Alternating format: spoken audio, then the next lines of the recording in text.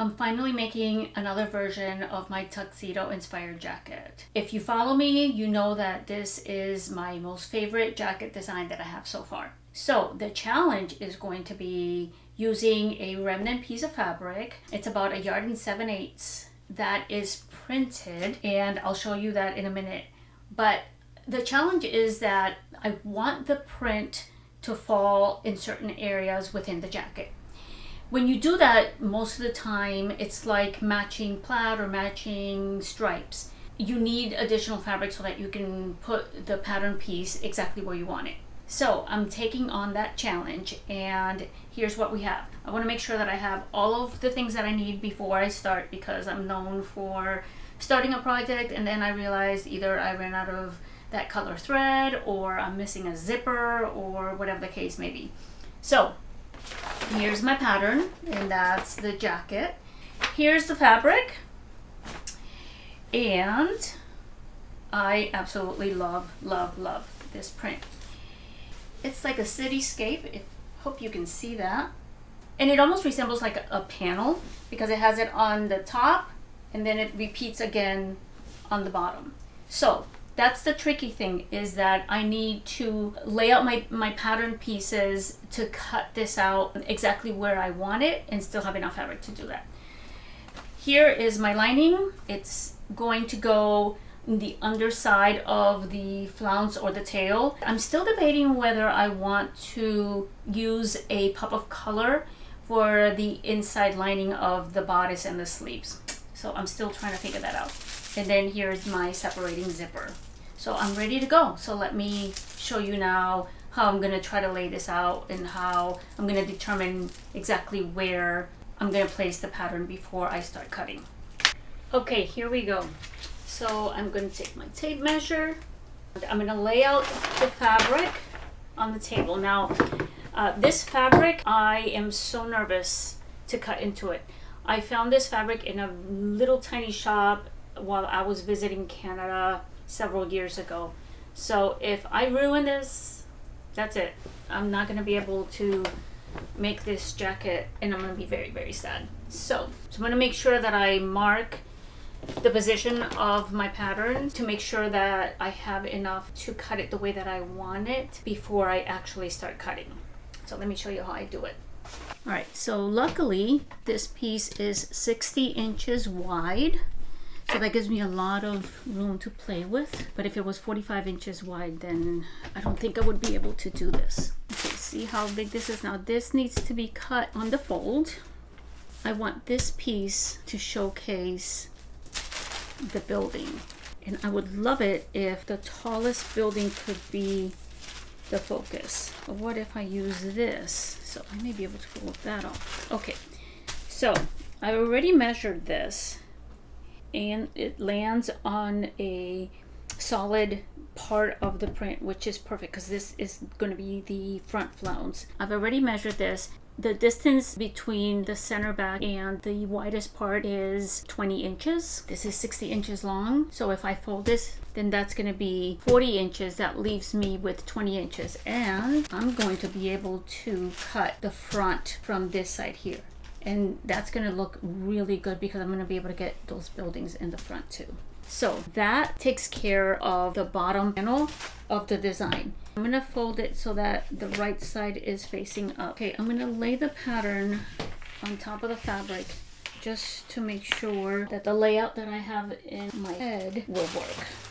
But when I actually go to cut the fabric, some of these pieces I'm going to cut on a single layer because it gives me more control over exactly where the print is going to be on each sleeve, for example, or each side of the front bodice.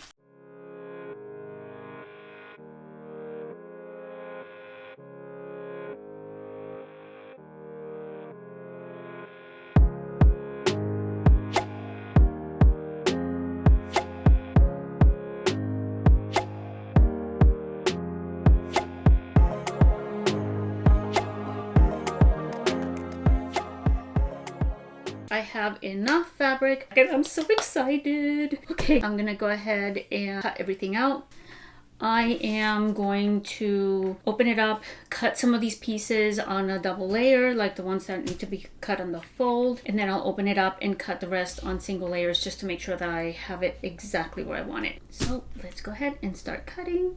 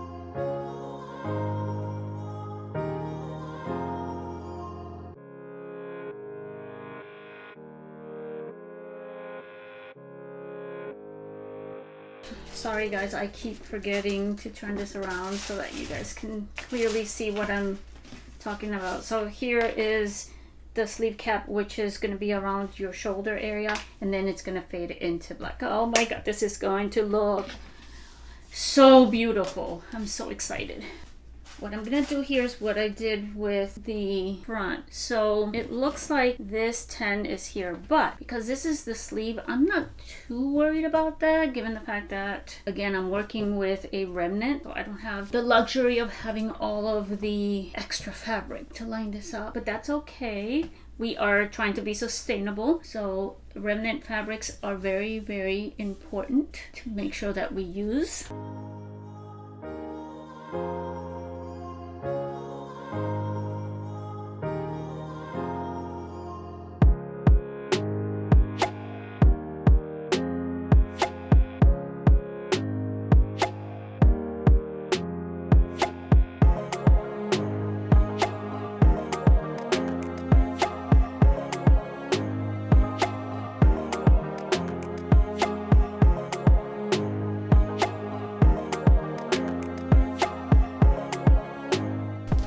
Okay, now that I've cut both of the jacket back sides, let me show you what that's gonna look like once it's all put together.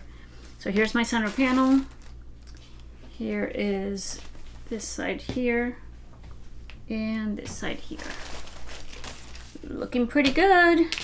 Okay, everything is cut out. I'm working with the print, so I like to drape it on the dress form just to kind of see if the print is where I want it.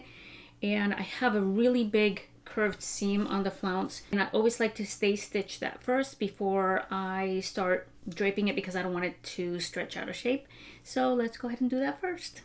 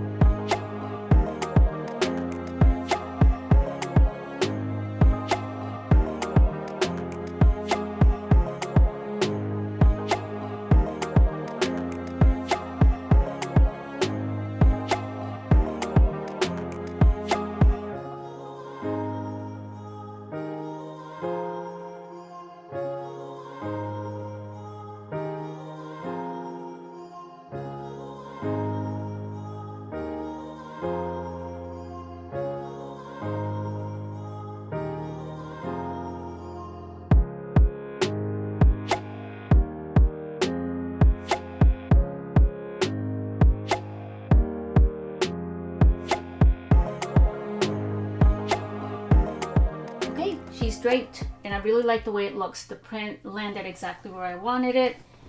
and it'll look a lot better once everything is put together. So I think I'm going to end the video here. This is going to end up being probably a 3-part series because I don't want the videos to be too long. The next video you'll see me put it all together, the darts, the zipper, we'll work on the lining a little bit. So yeah, I'm so excited. I can't wait to see it all done. Thank you so much for watching. I will see you in the next video.